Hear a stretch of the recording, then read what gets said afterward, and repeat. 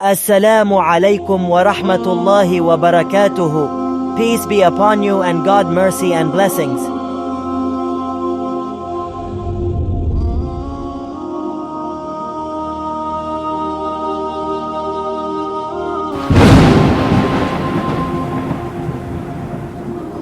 حضرت حسین رضی اللہ تعالیٰ عنہ کا موقف یہ تھا کہ میں یزید جیسے آدمی کے ہاتھ پر بیعت کرنے کے لیے تیار.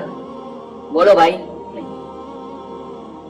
میں نہیں بیعت کرتا اس کے ہاتھ, کیونکہ یزید کے بارے میں خبریں تھیں. بعض کہتے تھے شراب پیتا ہے. حضرت مفتی محمد تقی عثمانی صاحب کا انہوں نے فرمایا ہے کہ کسی مستند روایت سے ثابت نہیں ہے شراب پینا. روایتیں ہیں مگر کوئی اوتھینٹک روایت نہیں ہے. تو اب نتیجہ کیا نکلا کہ حضرت حسین رضی اللہ تعالیٰ عنہ کے پاس کوفہ سے خطوط آئے. کوفہ کا گورنر تھا ابن زیاد, وہ بھی یزید کا آدمی تھا, بڑا ظالم آدمی تھا وہ. اہل کوفہ کا کے خطوط آئے کہ آپ آ جائیں یہاں پر, یہاں سب لوگ آپ کے ہاتھ پر بیعت کرنے کے لیے تیار ہیں. حضرت حسین کا خیال یہ تھا کہ اگر یہ سب تیار ہیں تو یزید کی حکومت بغیر لڑائی کے, بغیر بڑے قتال کے, مسلمانوں کے خون خرابے کے بغیر ختم ہو سکتی ہے. آئی بات سمجھ میں؟ جو انفارمیشن آپ کو ملی تھی, جو نالج آپ کو ملی تھی, وہ نالج غلط تھی.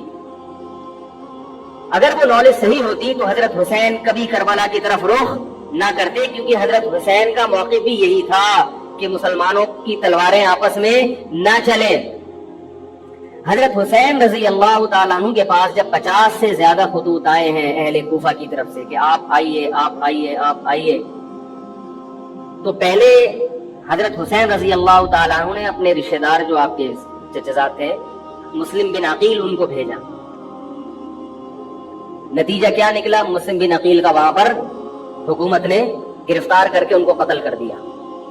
اب یہ ایک ایسا ظلم تھا جس کے ظاہر ہے کہ کسی کو سفیر بنا کے بھیجا جائے, کسی کو حال احوال دیکھنے کے لیے بھیجا جائے, اور حضرت حسین کی نیت ہرگز بغاوت کی نہیں تھی. مگر کوفہ کے گورنر کو اور یزید کو یہ خیال تھا کہ خلافت کے اصل اہل یقیناً یہی ہیں. کہیں ایسا تو نہیں ہے کہ یہ امیر بننا چاہتے ہیں, یہ خلیفہ بننا چاہتے ہیں. ایک خوف اس کے دل میں بیٹھ گیا تھا, ایک لاشعور میں خوف ہوتا ہے نا, انسان کے دل میں بیٹھ جاتا ہے کہ آپ 100 دفعہ بھی کہیں بھی میری یہ نیت نہیں ہے, مگر وہ ڈر رہا ہوتا ہے کیا یہ کچھ کر نہ لیں. تو جب مسلم بن عقیل کو شہید کیا گیا, حضرت حسین رضی اللہ تعالیٰ عنہ جا چکے تھے. جب حضرت حسین رضی اللہ تعالیٰ عنہ کوفہ کی طرف جا رہے تھے, بہت سارے صحابہ نے آپ کو منع کیا, جن میں عبداللہ ابن عمر رضی اللہ تعالیٰ عنہ بھی تھے, عبداللہ ابن عباس رضی اللہ تعالیٰ عنہ بھی, کہ آپ یہ کام نہ کریں. بعض نے تو کہا کہ ہمیں آپ کی شہادت کا یقین ہے, کیونکہ جس حالات میں آپ جا رہے ہیں حکومت یہ سمجھے گی کہ بغاوت کرنے آ رہے ہیں, لہذا وہ آپ کو کیا کرے گی, اس بیس پہ قتل نہیں کرے گی کہ آپ نواسہ رسول ہیں, کیونکہ وہ بھی مسلمان تھے. اس بیس پہ قتل کرے گی کہ آپ کی نیت کیا ہے, حکومت کے خلاف بغاوت. تو ان کے پاس ایک اپنے آپ کو برحق ثابت کرنے کے لیے ایک دلیل ہوگی کہ حکومت کا باغی جو بھی ہو اسے کیا کر دو, قتل. رسول اللہ صلی اللہ علیہ وسلم نے فرمایا, صحیح حدیث ہے, کہ جب مسلمان کسی ایک امیر پہ جمع ہو جائیں تو اس کے خلاف جو بھی اٹھے, نبی نے فرمایا اس کو قتل کر دو, کائن من کان, چاہے وہ اس کے خلاف اٹھنے والا کتنا ہی نیک کیوں نہ ہو. یہ حدیث کے الفاظ ہیں. حضرت حسین کا موقف یہ تھا کہ میں نے ابھی تک یزید کی خلافت اور حکومت کو تسلیم نہیں کیا, لہذا میں اس وعید میں داخل نہیں ہوں. اب ہوا یہ ہے کہ حضرت حسین رضی اللہ تعالیٰ عنہ جب گئے ہیں اور کربلا کے مقام پہ پہنچے ہیں, تو وہاں آپ رضی اللہ تعالیٰ عنہ کو مسلم بن عقیل کی شہادت کا بھی پتہ چلا, اور اندازہ ہوا, میں بہت شارٹ کر کے سنا رہا ہوں, اندازہ ہوا کہ حالات ایسے نہیں ہیں جیسے میں سمجھ رہا تھا. عبید اللہ جو ابن زیاد تھا بدبخت, اس نے حضرت حسین کو یہ کہا کہ بغیر کسی شرط کے حضرت حسین کو گرفتار کر کے لاؤ اور میرے ہاتھ پر بیعت کراؤ. یہ رسول اللہ صلی اللہ علیہ وسلم کے نواسے کی توہین تھی کہ آپ صلی اللہ علیہ وسلم کے نواسے ہیں اور ان کے ساتھ ایسے معاملہ کیا جائے جیسے ایک عام شخص کے ساتھ معاملہ کرتے ہیں. ان کو گرفتار کر کے معاذ اللہ گھسیٹ کے لاؤ اور میرے ہاتھ پر بیعت پر کیا کرو, ان کو مجبور کرو. حضرت حسین رضی اللہ تعالیٰ عنہ کا کربلا کے میدان میں موقف یہ تھا کہ میں اگر بیعت ہوں گا تو ڈائریکٹ یزید کے ہاتھ پہ بیعت ہوں گا جو مسلمانوں کا خلیفہ ہے، ابن زیاد کے ہاتھ پر بیعت نہیں ہوں گا۔ یہ بھی اس تاریخ کا ایک اہم پہلو ہے کہ حضرت حسین نے کوفہ جانے کا ارادہ ترک کر دیا اور کربلا سے شام جانے کا آپ رضی اللہ تعالیٰ عنہ نے ارادہ کر لیا۔ اور بعض مورخین نے لکھا ہے کہ حضرت حسین جو واپس آ رہے تھے تو وہ کربلا سے گزر رہے تھے، وہ واپسی کا راستہ ہی شام کا راستہ ہے۔ نہیں یاری بات میرا خیال ہے سمجھ، وہ جس ٹریک پر چل رہے تھے وہ راستہ کون سا ہے؟ وہ شام کو جاتا ہے۔ یہ اس کی علامت ہے کہ آپ یزید سے ملاقات کے لیے، مذاکرات کے لیے تیار بولو بھائی ہو چکے تھے کہ میں خود براہ راست یزید سے مل کے حال احوال دیکھتا ہوں، اگر مجھے سمجھ میں آیا تو میں اس کے ہاتھ میں بیعت ہو جاؤں گا۔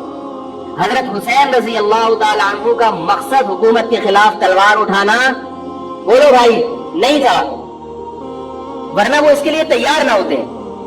مگر جو ابن زیاد تھا اس نے حضرت حسین رضی اللہ تعالیٰ عنہ اور آپ کے ساتھ جتنے اہل بیت تھے ان پر ظلم یہ کیا اس بدبخت نے کہ اس نے انہیں شام جانے کا راستہ نہیں دیا، اور اس نے اپنی توہین محسوس کی کہ میرے ہاتھ پر بیعت کیوں نہیں ہو رہے، اور لشکر بھیجا جس لشکر نے چاروں طرف سے حضرت حسین رضی اللہ تعالیٰ عنہ کو گھیرا۔ حضرت حسین نے کہا کہ میں عزت کی جو موت ہے اس کو ذلت کی زندگی پر ترجیح دیتا ہوں۔ کوئی بھی غیرت مند ہوتا تو اس وقت یہی کرتا کہ بھئی جب میں اپنے دعوے سے بھی دستبردار ہو گیا اور میں شام جانے کے لیے بھی تیار ہو گیا، اب میرا راستہ روکنے کی کیا حقیقت ہے؟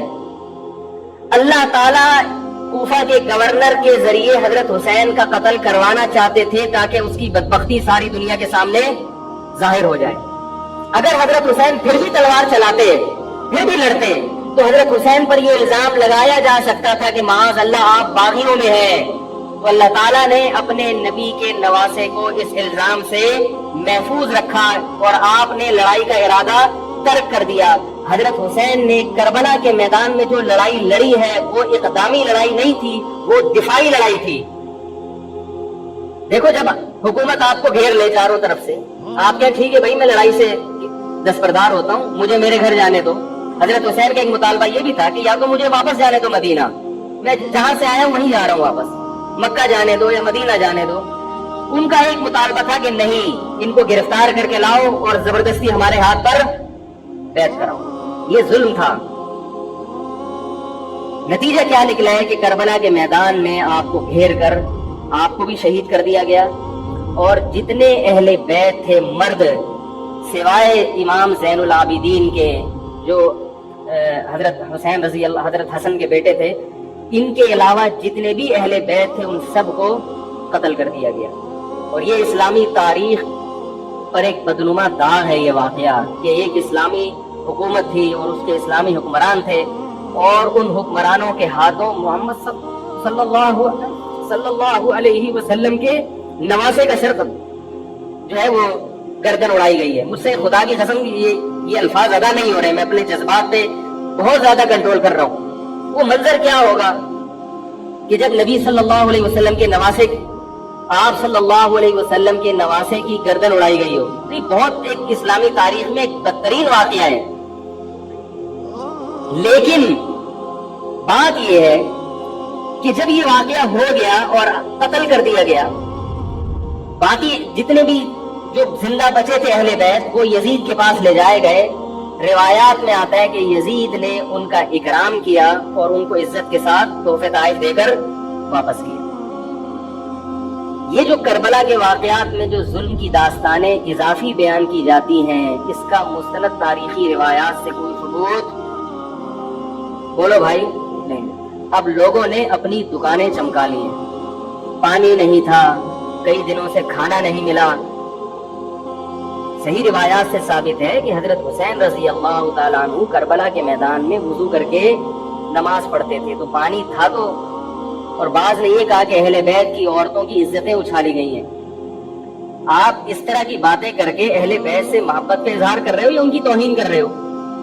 بولو بھائی، اگر کوئی عزت دار پاک دامن عورت ہو، بالفرض اس کی عزت پہ ڈاکہ ڈلتا ہے، بالفرض، تو آپ اس بات کو چھپاؤ گے نا، آپ جھوٹ بولو گے، بولو گے نہیں بھائی اس کی عزت پہ کوئی آنچ نہیں آئی ہے۔ کیونکہ جب عورت کی عزت کو آپ کوئی تار تار کر دے اور آپ ممبر پہ بیٹھ کے اس کو بتا دو تو وہ عزت تار تار ہونے سے اتنی بے عزتی نہیں ہوگی جتنی اس بات کو بیان کرنے سے اس کی بے عزتی ہوگی. حقیقت یہ ہے کہ کسی مستند روایت سے ثابت نہیں ہے کہ اہل بیت کی عورتوں کی عزتوں کو اچھالا گیا. وہ نبی کے گھرانے کی عورتیں تھیں, ان کا ناخن بھی کوئی نامحرم مرد نہیں دیکھ پاتا تھا.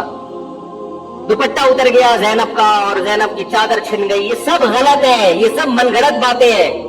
چونکہ وہ بہرحال مسلمان تھے جو حضرت حسین کے خلاف لڑ رہے تھے, ظالم تھے, اس میں کوئی شک نہیں ہے. اس سے بڑا ظلم اس کائنات میں ہوا نہیں ہوگا کہ ایک شخص جو اپنے آپ کو مسلمان کہتا ہے اور وہ نبی کے نواسے کو قتل کر دے اور اہل بیت کو قتل کر دے. اسلامی سیاست میں اتنی گندی تاریخ ہمیں کبھی بھی نہیں ملتی. حضرت عثمان کا بھی قتل ہوا, وہ بھی بہت بڑا ظلم تھا, مگر یہ ظلم اس ظلم کی نوعیت سے بڑھ کر تھا, کیونکہ حضرت عثمان کا قتل حکومت کے ہاتھوں نہیں ہوا ہے, باغیوں کے ہاتھوں ہوا ہے. یہاں حضرت حسین کا قتل کس کے ہاتھوں ہوا ہے؟ حکومت کے ہاتھوں ہوا ہے, جس پر لوگ بیعت کر چکے تھے.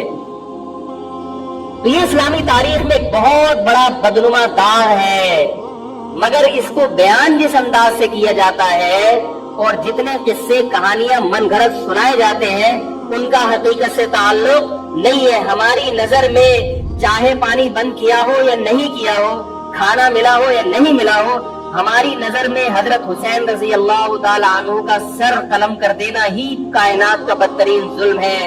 یہی ایسا ظلم ہے کہ جس پر جتنا غم کیا جائے کم ہے. غم منایا نہیں, غم کیا جائے. منانا الگ چیز ہے, غم زدہ ہونا الگ چیز ہے.